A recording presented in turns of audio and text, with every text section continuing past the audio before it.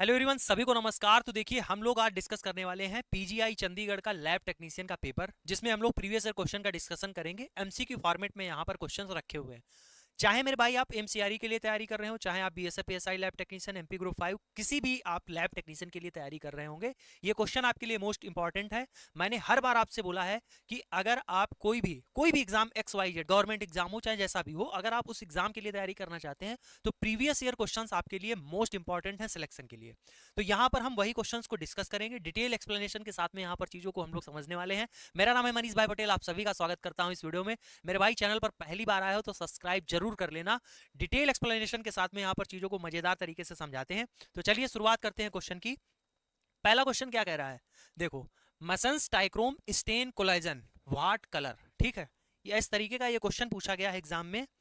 जो मसन्स टाइक्रोम होती है एक प्रकार की स्पेशल स्टेन है। ठीक, मसन्स टाइक्रोम जो है एक प्रकार का स्पेशल स्टेन है जो किसको कलर करता है, ये कोलेजन को कलर करता है। ठीक, किसको, कोलेजन को कलर करता है। अब पूछा जा रहा है कि कोलेजन कैसा कलर का दिखता है स्टेनिंग होने पर। कोलेजन के साथ साथ में जो मेसेंस टाइक्रोम है वो किसको कलर देता है, रेटिकुलिन फाइबर को भी कलर करता है। किसको, रेटिकुलिन फाइबर को भी कलर देता है।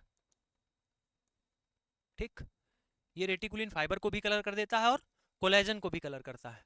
ठीक है, तो जब ये स्टेनिंग की जाती है तो उसके बाद में कलर कैसा आता है, तो यहाँ पर कलर आपको मिलेगा ब्लू कलर का। कैसा, ब्लू कलर का मिलेगा। देखो, ये क्वेश्चन ऐसे हैं डायरेक्ट पूछे जाएंगे।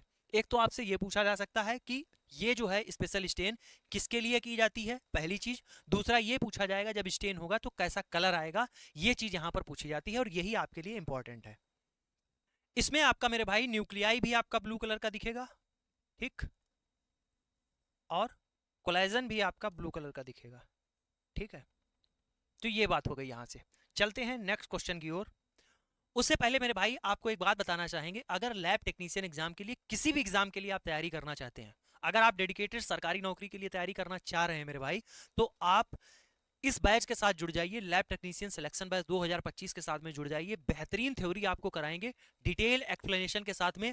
क्लासेस आपकी जो रहेंगी वो हिंदी और इंग्लिश में भी रहेंगी। ठीक है, टॉपिक वाइज आपका कंटेंट कराया जाएगा, क्लास नोट पीडीएफ दी जाएंगी, जिनको मेरे भाई आप डाउनलोड करके प्रिंट करा सकते हैं। कहीं भी पेड कोर्स में आपको मेरे भाई देखना, कहीं भी पेड कोर्स में मेरे भाई कोई भी ये ऑप्शन नहीं देता होगा कि आप नोट्स को डाउनलोड करके प्रिंट करा सकें, कि कॉपीराइट ये लग जाएगा, डाटा चोरी हो जाएगा, कंटेंट कॉपी हो जाएगा। मेरे भाई यहाँ पर सब कुछ आपको मिलेगा, आप इनको डाउनलोड करके प्रिंट करा लीजिएगा। ये आपका मनीष भाई पटेल देगा। 100+ आपको टेस्ट सीरीज यहाँ पर इसी बैच में मिल जाएंगी। उसके अलावा मेरे भाई मैं आपको बताऊं, इस बैच में आपका नॉन टेक टेक्निकल तो मिलेगा ही, उसके साथ साथ non tech plus test series, ये सारी चीजें आपको इसी बैच में मिलेंगी। आप जानते हैं एमसीआरई में नॉन टेक पूछा जाता है। ठीक, बीएसएफ एएसआई लैब टेक्नीशियन हो गया, उसमें भी नॉन टेक आता है। मोस्ट ऑफ द एग्जाम में आप देखोगे नॉन टेक्निकल पूछा जाने लगा है। तो यहाँ पर technical non technical test series सारी चीजें आपको यहाँ पर प्रोवाइड करेंगे। और एक साल के लिए इस बैच की फीस है 1999। इतनी कम फीस में कोई नहीं आपको कराता है। 5,000 4,000 टेक्निकल के आप देते हैं, यहाँ पर सिर्फ और सिर्फ 1999 एक साल के लिए, जिसमें technical non technical test series सारा कुछ आपको देंगे। प्ले स्टोर पे जाना, एजुकेशन मसाला ऐप डाउनलोड कर लेना, वहां से आपको बैच मिल जाएगा। कोई भी दिक्कत हो इस नंबर पे कॉल मैसेज कर लेना मेरे भाई। ठीक है, बेहतरीन बैच है, ज्वाइन कर सकते हैं आप। आगे चलते हैं क्वेश्चन की ओर। क्वेश्चन कह रहा है कि serology test is not done for which of the following.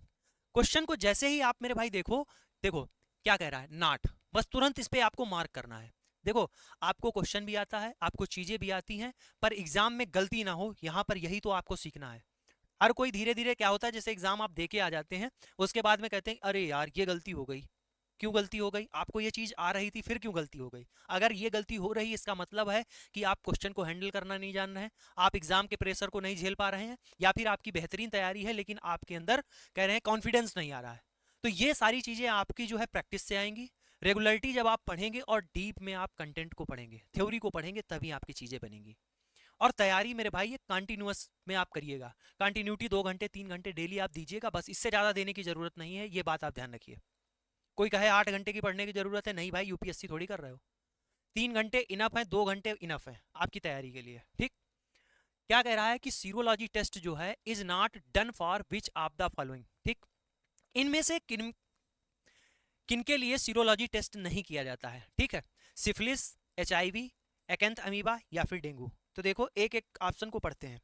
आप जानते हैं सिफिलिस के लिए जो सीरोलॉजी टेस्ट है VDRL करते हैं, FTA ABS किया जाता है, सिफिलिस के लिए करते हैं, ठीक। HIV के लिए आप जानते हैं एलाइजा किया जाता है, वेस्टर्न ब्लॉट होता है, सीरोलॉजिकल टेस्ट है ना ये तो, ठीक है। डेंगू की बात करोगे तो NS1 एंटीजन हो गया, एलाइजा भी हो गया इसके लिए, उसके अलावा IgM हो गया। ये आपके सीरोलॉजिकल टेस्ट इन सभी के लिए किए जाते हैं, ठीक।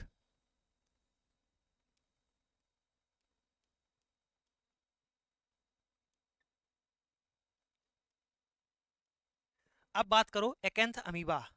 भाई मेरे एकेंथ अमीबा जो है ये किराइटिस काज करा देता है, आई में इन्फेक्शन काज करा देगा, ठीक है, एकेंथ अमीबा। तो इसके लिए सीरोलॉजिकल टेस्ट नहीं करते हैं, काज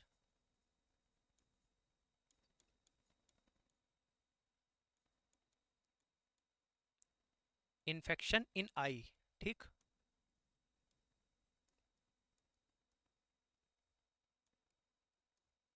ये आपको क्लास के बाद में मेरे भाई PDF मिल जाएगी, टेलीग्राम से आप डाउनलोड कर लेना, डिस्क्रिप्शन बॉक्स में टेलीग्राम का लिंक आपको मिल जाएगा। रिवीजन के लिए महा इंपॉर्टेंट है, आप इसको स्क्रॉल करते हुए बकायदा पढ़िएगा। आगे चलते हैं नेक्स्ट क्वेश्चन की ओर। क्वेश्चन है a patient come with the diagnosis of fever unknown origin.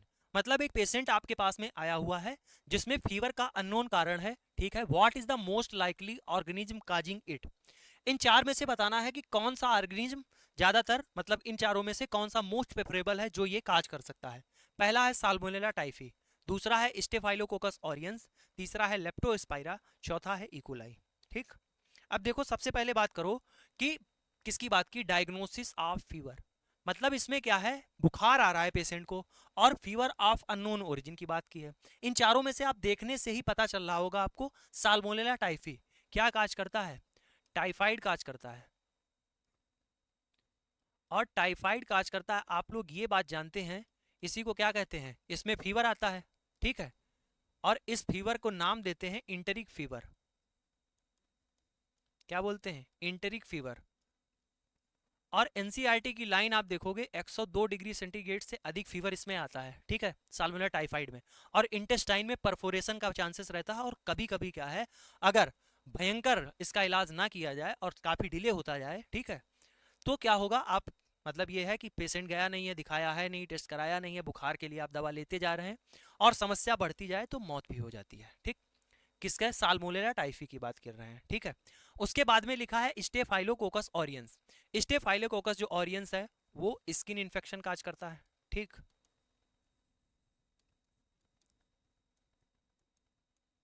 Leptospira लिखा है, लेप्टोस्पाइरा जो है एनिमल से ह्यूमन में इन्फेक्शन काज करता है, एनिमल टू ह्यूमन, एनिमल के यूरिन से ह्यूमन में ये जो है इन्फेक्शन काज करता है, लेप्टोस्पाइरा।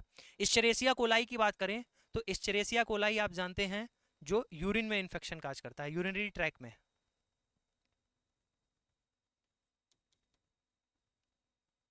ठीक।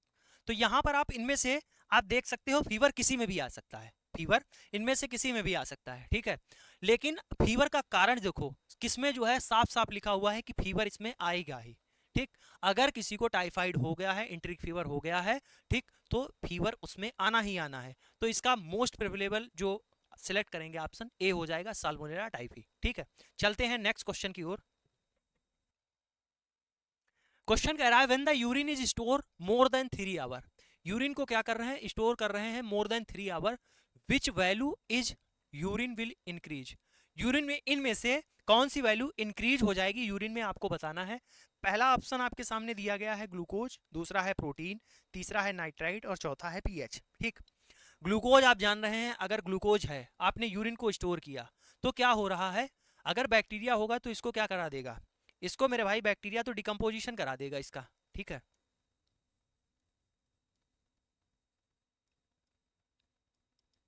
अगर बैक्टीरिया इसका डिकम्पोजिशन करा देगा तो इसकी वैल्यू क्या हो जाएगी, ग्लूकोज खत्म होगा, मतलब डाउन होने लगेगा। तो ऐस खास कोई दिक्कत होगी नहीं खास। प्रोटीन की बात करोगे तो प्रोटीन स्टेबल रहेगा, ठीक। अब तीसरी बात लिखी हुई है नाइट्राइट। एक बात मैंने बताई थी कि यूरिन में क्या होता है, यूरिन में होता है नाइट्रेट, ठीक, यूरिन में क्या प्रेजेंट है, नाइट्रेट होता है।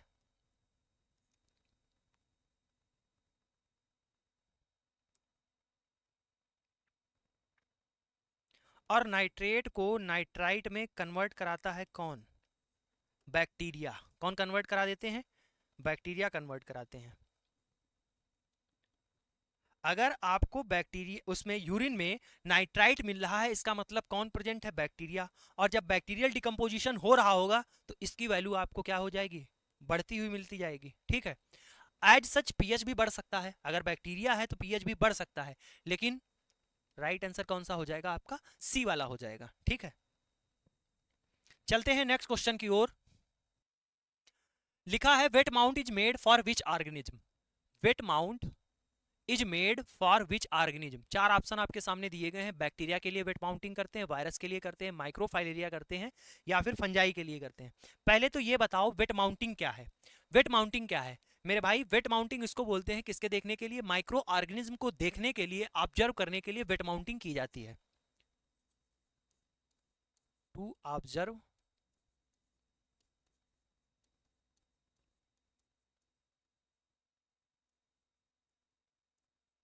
ठीक, to observe micro organism.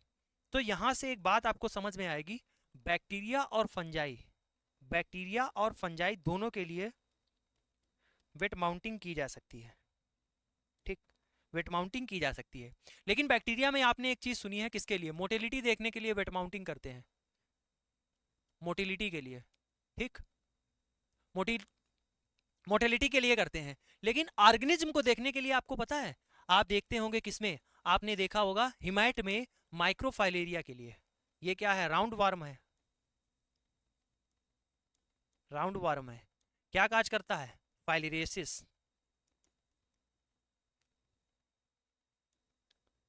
Filariasis काज करता है। और इसको देखने के लिए आप जानते हैं वेट माउंटिंग की जाएगी, सी ऑप्शन क्या हो जाएगा, राइट हो जाएगा, ठीक। चलते हैं नेक्स्ट क्वेश्चन की ओर। क्वेश्चन है BM aspirate should be fixed in, BM क्या लिखा हुआ है, अरे बोन मैरो, क्या है इसका मतलब, बोन मैरो, ठीक है, bone marrow aspirate should be fixed इन, किसमें किया जाना चाहिए फिक्स, फॉर्मलिन में किया जाना चाहिए, मेथनॉल में, एल्कोहल में, एसीटोन में, बोलो भाई बताओ। अब देखो फॉर्मलिन की बात करोगे या फिर 10% न्यूट्रल बफर्ड फॉर्मलिन, ये किसमें प्रयोग किए जा रहे हैं, ये मेरे भाई प्रयोग किए जाते हैं हिस्टो में। कहाँ इसका प्रयोग हो रहा है, इसका प्रयोग होता है हिस्टो में, ठीक है। उसके बाद लिखा हुआ है मेथनॉल, फिर लिखा हुआ है अल्कोहल, फिर लिखा हुआ है एसीटोन। अब देखो एल्कोहल तो एक बड़ी चीज हो गई, एल्कोहल जैसे इसमें आता है मेथनॉल और एथेनॉल, ठीक, दो चीज हो गई। एसीटोन की अभी बात करते हैं। अब देखो आप बताओ एथेनॉल का प्रयोग किस में कर रहे हैं, एथेनॉल का प्रयोग करते थे मेनली साइटो में, कहाँ किया जाता था, साइटो में किया जाता था। मेथेनॉल का प्रयोग करते हैं हिमाइट में, जैसे हिमाइट में कहाँ कहाँ कर रहे थे हम लोग, अगर कोई हम लोगों ने क्या है स्लाइड बनाई, ठीक, उस पर ब्लड सेल काउंट के लिए, बोन मैरो एस्पायरेशन में, इनमें सब में क्या है,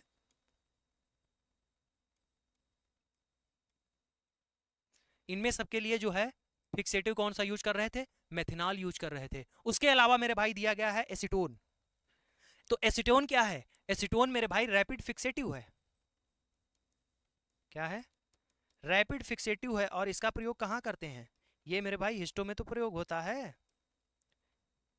हिस्टो में, ठीक है।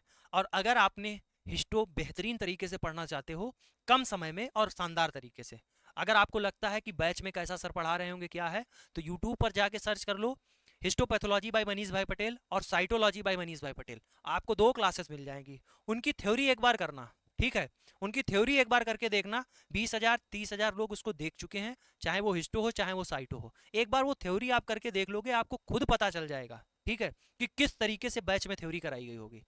आप साइटो की जब क्लास करोगे, पहली वाली स्लाइड से आपके 3 क्वेश्चन आए हुए हैं राजस्थान एनएचएम में एज इट इज, मैंने राजस्थान एनएचएम पेपर का एनालिसिस कराया है, उसमें देख लेना आप, और पेपर उठाना या फिर और पहली ही स्लाइड देखना जैसे ही क्लास की शुरुआत की है, as it is 3 question line to line पूछे गए हैं। तो मेरे भाई जो यहाँ पर आपको बता रहे हैं, अभी तक कोई, सब पढ़ाते हैं, अच्छा पढ़ाते हैं, अभी तक इस तरीके से आपकी तैयारी करवाई ही नहीं गई। ठीक है, चलिएगा आगे चलते हैं क्वेश्चन की ओर। Which is an incorrect statement? इनकरेक्टमेंट, इनकरेक्ट स्टेटमेंट आपको बताना है किसके लिए? For ESR. ठीक, ईएसआर का फुल फॉर्म क्या होता है? Erythrocyte sedimentation rate. Erythrocyte sedimentation rate, ये क्या होता है? ईएसआर। ईएसआर, जैसे ही ब्लड को आप वर्टिकली खड़ा कर देते हैं 1 घंटे के लिए, तो जो इरेथ्रोसाइड है धीरे धीरे क्या होती है? सेडिमेंट तरीके से नीचे बैठने लगती है, इसी को बोलते हैं ईएसआर बेसिक भाषा में। ठीक, ये हो गया ईएसआर। इनकरेक्टमेंट स्टेटमेंट बताना, इनकरेक्ट स्टेटमेंट बताना है, यानी गलत स्टेटमेंट को बताना है। ईएसआर इंक्रीज होता है इन इन्फ्लेमेशन में, ईएसआर इंक्रीज होता है एनीमिया में, ईएसआर इंक्रीज होता है न्यूबॉर्न में, ईएसआर डिक्रीज होता है पॉलीसाइथीमिया में। अब सुनो, ईएसआर इंक्रीज इन इन्फ्लेमेशन, हाँ मेरे भाई, जब इन्फ्लेमेशन है, कोई बॉडी में बैक्टीरियल या फिर वायरल इन्फेक्शन है, तो क्या है? ईएसआर आपका बढ़ा हुआ आएगा। ठीक है, ईएसआर इंक्रीज इन एनीमिया, खून की जब कमी है यानी आरबीसी की संख्या डाउन है, तब भी मेरे भाई ईएसआर बढ़ जाएगा। फिर है ईएसआर डिक्रीज इन पॉलीसाइथीमिया, हाँ मेरे भाई, आरबीसी की संख्या, पॉलीसाइथीमिया का मतलब क्या है? आरबीसी की संख्या क्या हो गई है? ज्यादा। क्या है? आरबीसी की संख्या ज्यादा हो गई है, तो ईएसआर क्या हो जाएगा? डिक्रीज हो जाएगा। फिर देखो लिखा हुआ है कि ईएसआर इंक्रीज इन न्यूबॉर्न, नहीं मेरे भाई, न्यूबॉर्न में ईएसआर क्या होता है? ईएसआर डाउन हो जाता है, कम हो जाता है। क्यों? क्योंकि आप जानते हैं कि बेबी में, जो बच्चों में एचबीएफ हीमोग्लोबिन होता है, ठीक, एचबीएफ हीमोग्लोबिन होता है, और ये हीमोग्लोबिन मेरे भाई क्या होता है? रोलेक्स फॉर्मेशन नहीं करता है। जो फीटल हीमोग्लोबिन है वो जल्दी रोलेक्स फॉर्मेशन नहीं बनाता है। ठीक, जब रोलेक्स फॉर्मेशन नहीं करता है,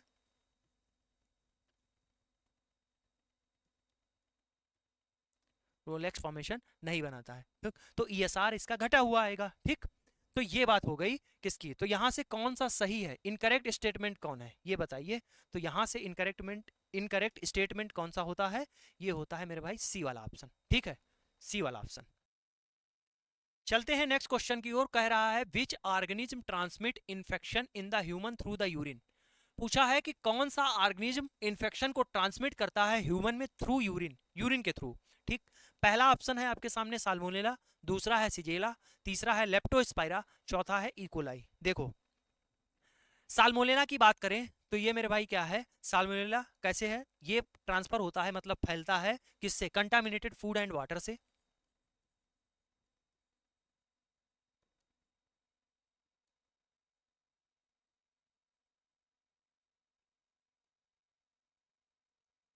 कंटामिनेटेड फूड एंड वाटर से, और इसका जो रूट रहता है वो क्या रहता है? फीकल ओरल रूट,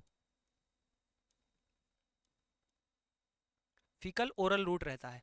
सिजेला जो है ये काज क्या कर देता है? सिजेलोलिस, ये काज कर देता है। ठीक है, लेप्टोस्पाइरा की बात करोगे तो लेप्टोस्पाइरा मेरे भाई जो है ये फैलता है, जो आपके एनिमल होते हैं उनके इन्फेक्टेड यूरिन से ये ह्यूमन में ट्रांसफर हो जाता है। लेप्टोस्पाइरा काज करता है। ठीक, किससे? एनिमल टू ह्यूमन, और एनिमल टू ह्यूमन क्या? Infected urine of animal to human. ठीक है, उसके बाद इकोलाई, आप जानते हैं इकोलाई किसके लिए? डिसेंट्री काज कराने के लिए रिस्पॉन्सिबल होता है। ठीक, ठीक है, सिजोलियल, ये आपका जो सिजेला है ये बैसिलरी डिसेंट्री काज करा देता है। ठीक,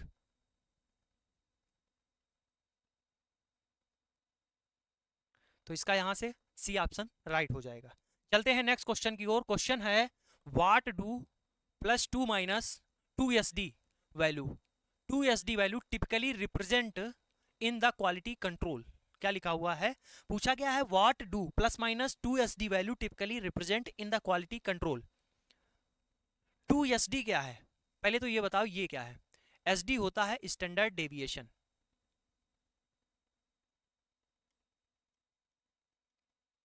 क्या होता है? स्टैंडर्ड डेविएशन होता है इसका फुल फॉर्म। फिर आगे लिखा हुआ है क्वालिटी कंट्रोल। अब आगे लिखा हुआ है क्वालिटी कंट्रोल। क्वालिटी कंट्रोल क्या होता है?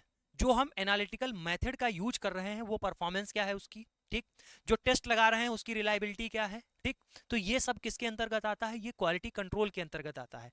और ये मोस्ट इंपॉर्टेंट चीज है। ये चीजें इसमें क्या है, थोड़ा सा टिपिकल रहता है, ठीक, केमिस्ट्री इसमें लैंग्वेज आती है तो ये थोड़ा टिपिकल रहता है, इसमें ग्राफ ये सारी चीजें रहती हैं, ठीक है।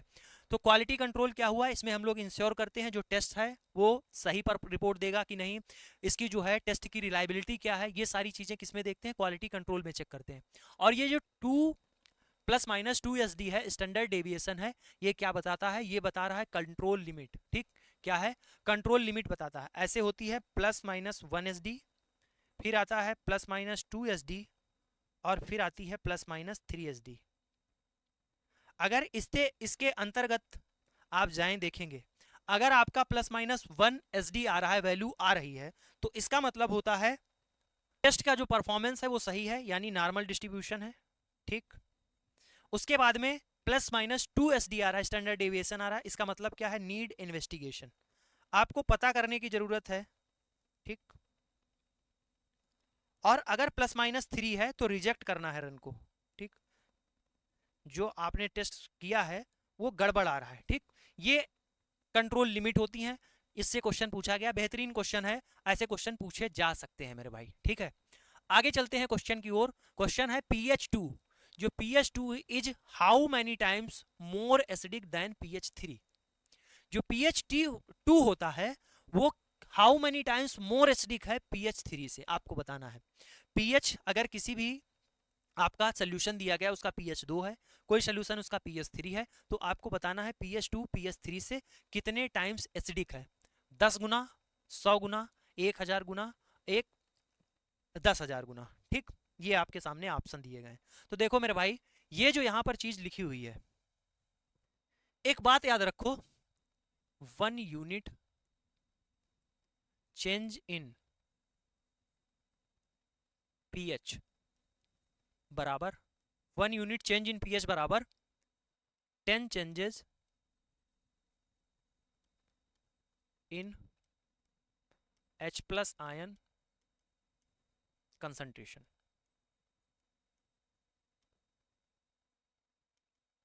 ठीक। कितने, अगर 1 यूनिट pH चेंज हो रहा है तो 10 unit ion, 10 unit H+ ion concentration क्या हो जाएगी, चेंज हो जाएगी। तो 2 से 3 में जा रहा है, 2 से pH 2 से 3 के लिए पूछा है, तो 2 से 3 के लिए मतलब क्या हो गया, 10 गुना। अगर इसको और समझना चाहते हो, आप सोचो कि ये आपने याद करने को बता दिया, याद करने के लिए नहीं, आपको आसानी के लिए बता दिया। अगर आप इसका डेरिवेशन करना चाहेंगे, मतलब आप डिटेल में समझना चाहेंगे, तो समझिएगा pH बराबर फार्मूला क्या होता है, pH बराबर फार्मूला होता है log 10 -log 10, pH बराबर -log 10 होता है H+, ठीक, -log 10 H+। तो pH कितना है, 2, तो pH 2 बराबर -log 10 H+, ठीक है। H+ बराबर क्या आ जाएगा, 10⁻⁻², ठीक।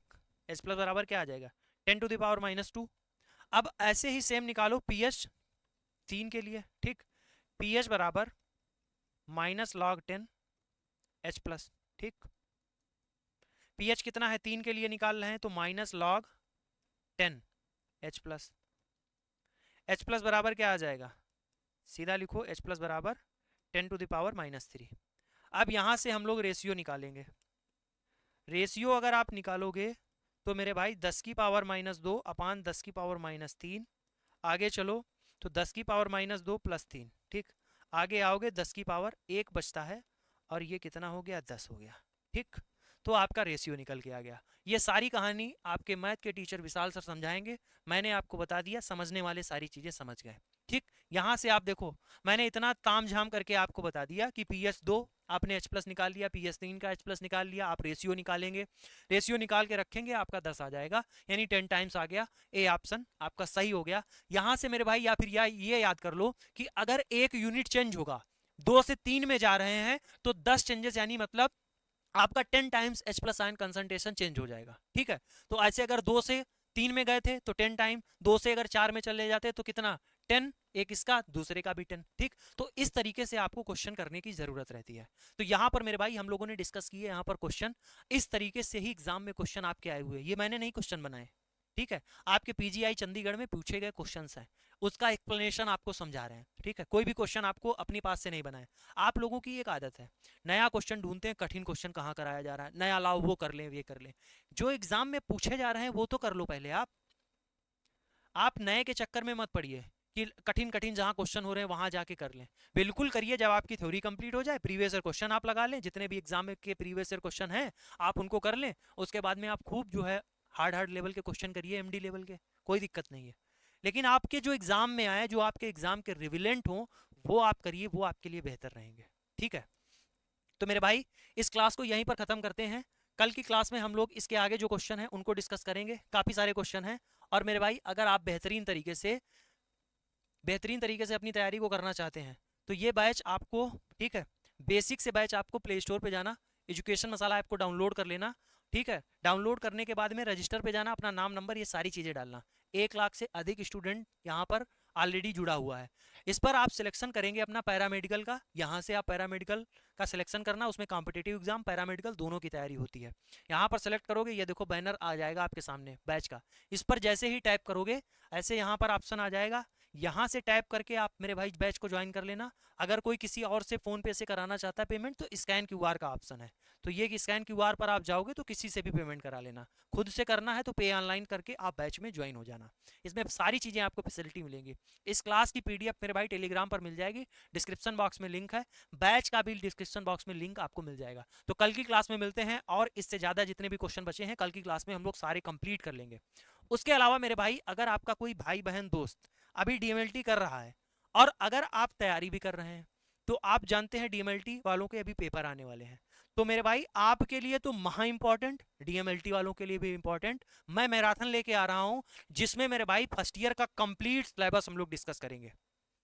फर्स्ट ईयर वालों के लिए कंप्लीट सिलेबस होगा और सेकंड ईयर वालों के लिए भी कंप्लीट सिलेबस करेंगे, एक मैराथन 4 घंटे 5 घंटे जितने की भी जाए, ठीक है। तो तैयार रहिएगा, बहुत जल्द आपको मिलने वाली है, काम चल रहा है, आप मेरे भाई जानते हैं। मैं अगर कोई चीज लेके आ रहा हूँ, समय दे के आ रहा हूँ, उसमें समय लग रहा है, तो आप जानते हैं कि बहुत इंपॉर्टेंट होगी चीज। डीएमएलटी वालों के लिए इंपॉर्टेंट है क्योंकि उनको एग्जाम देना है अपने पास होने के लिए, तुम्हारे लिए महा इंपॉर्टेंट है। उसका रीजन ये है, उससे आपकी थ्योरी रिवाइज होगी, आपके कॉन्सेप्ट क्लियर होंगे, जो धूल जम चुकी है कि फर्स्ट ईयर का सिलेबस क्या था वो भी हटेगी। तो सारे लोगों को ज्वाइन करना है उस क्लास को, और बहुत जल्द क्लास आने वाली है, पीपीटी पर काम चल रहा है, बहुत जल्द उस क्लास को हम लेकर आएंगे। तो मिलते हैं कल की क्लास में, तब तक के लिए जय हिंद।